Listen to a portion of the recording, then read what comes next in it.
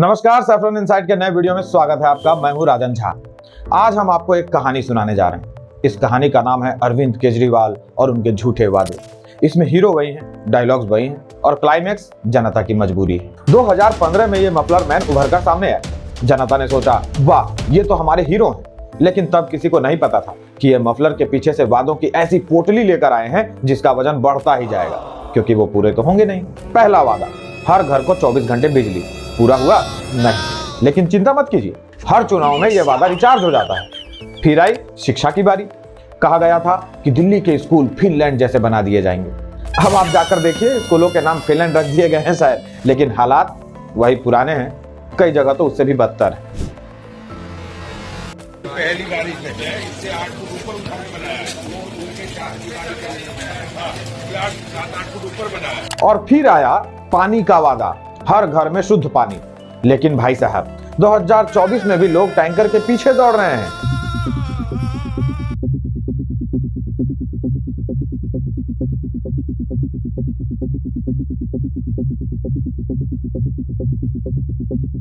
और जो पानी आता है वो पीने के लायक नहीं। तो अब ये वादा नए फ्लेवर के साथ कैसे पेश किया जाए, उसके भी उपाय किए गए। एक घर चुना गया, वहां टोटी लगवाई गई, एकदम नई नई सफेद सफेद। फिर सीएम साहब पहुंचे और टोटी से पानी पिया गया। अरे सीएम साहब, सॉरी, पूर्व सीएम साहब, यदि दिल्ली में पानी इतना ही साफ आ रहा था तो आपके घर में आरओ क्यों लगे हुए इतने सारे? हर वादा एक नए वादे का बीज बोता है। जैसे अगर शिक्षा में सुधार नहीं हुआ तो क्या हुआ, एक नया वादा कर देंगे। और जब लोग सवाल पूछते हैं तो जवाब आता है, भाई मैंने कोशिश तो की, एलजी साहब काम नहीं करने दे रहे, मोदी जी काम नहीं करने दे रहे। अरे भाई, जब काम नहीं करने दे रहे तो वादे किससे पूछकर कर रहे हैं आप? ये जो महिलाओं को 21 रुपए देने की बात कही जा रही है, फॉर्म भरवाए जा रहे हैं, आपने फॉर्म भरे? नहीं, क्योंकि पैसे मिलेंगे ही नहीं। हमारे यहाँ एक स्कूल है, यहाँ पे अभी जब जुलाई में बारिश हुई थी तो दीवार टूटी थी, उसके अंदर दीवार नहीं बनी है। स्कूल का काम क्या खाका हुआ? इनिशियली अगर मैं बोलूं तो मैं केजरीवाल का सपोर्टर था, बट राइट नाउ मेरे अंदर वो फीलिंग नहीं है कि मैं केजरीवाल को दोबारा सपोर्ट करूं। केजरीवाल की स्क्रिप्ट इस चुनाव में रिपीट नहीं हो पाएगी, क्योंकि जनता अलग ही मूड में है।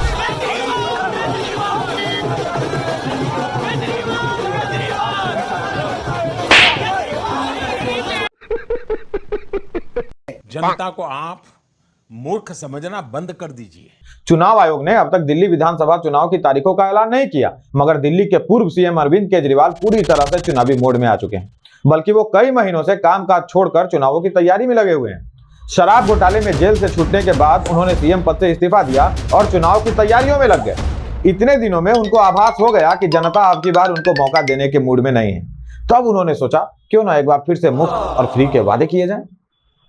फिर क्या था, हर दूसरे दिन केजरीवाल एक नया वादा लेकर मीडिया के सामने प्रस्तुत होने लगे। वादा भी कैसा, जो वादा कम और ब्लैकमेलिंग ज्यादा लगने लगा।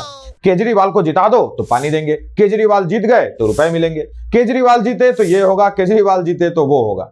अभी तक केजरीवाल जीते नहीं थे क्या?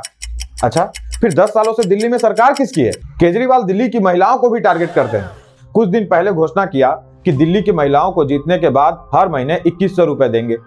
बीजेपी ने पूछ लिया, अभी भी तो आपकी सरकार है, अभी क्यों नहीं दे रहे? ये दुख का खत्म नहीं होता बे। भाजपा ने मध्य प्रदेश में घोषणा की, चुनाव से पहले, भाई सरकार थी, सरकार अगर तुम्हारी है, चुनाव से पहले मैं खाते में पैसा डाल के दिखाऊं ना। शिवराज सिंह चौहान ने चुनाव से पहले खाते में पैसा डाल के दिखाया था। महाराष्ट्र में भारतीय जनता पार्टी की सरकार है, चुनाव से पहले खाते में पैसा डाल के दिखाया था। जहां जहां सरकार होती है, आपको चुनाव के परिणाम की प्रतीक्षा क्यों है? अगर तुम तो सरकार में आज बैठे हो, कर्नाटक को डालते पैसा क्योंकि तुम झूठ बोल रहे हो। और दिल्ली में लालजी जैसी योजना अगर कोई लेके आएगा तो कौन लेके आएगा?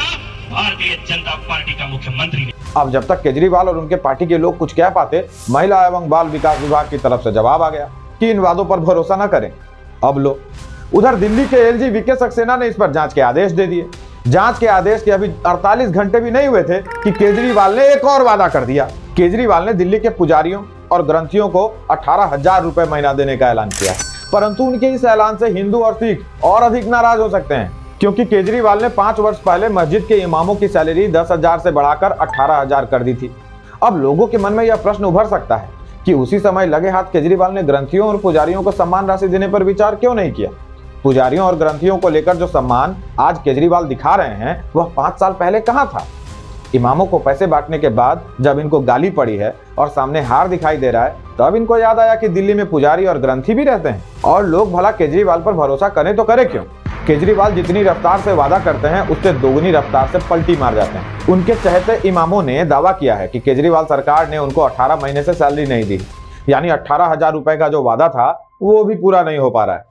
एक वादा पूरा नहीं कर पा रहे, लेकिन वादे पर वादे किए जा रहे हैं और सोचते हैं जनता बार बार उन पर भरोसा कर लेगी। शायद केजरीवाल भी जानते हैं काठ की हांडी बार बार चूल्हे पर नहीं चढ़ सकती, इसलिए इस बार केवल वादा नहीं किया, रजिस्ट्रेशन वाली नौटंकी भी की। कार्यकर्ताओं को लगा दिया रजिस्ट्रेशन के नाम पर लोगों का डेटा इकट्ठा करने के लिए। उनको बार बार बोला जाएगा पैसा लेना है ना तो याद रखना बटन कहां दबाना है। यदि केजरीवाल चाहते तो पैसे अकाउंट में आते। जिसे मीडिया रजिस्ट्रेशन कह रही है उसको आप ब्लैकमेल करना कह सकते हैं या आप रिश्वत की पेशकश भी कह सकते हैं। इसलिए 10 वर्षों तक इमामों और मौलवियों की जेब गर्म करने के बाद केजरीवाल को हिंदुओं की याद आई है। हो सकता है चुनाव बाद इनकी याददाश्त फिर से चली जाए और यह पहली बार नहीं होगा जब केजरीवाल की याददाश्त चली गई थी।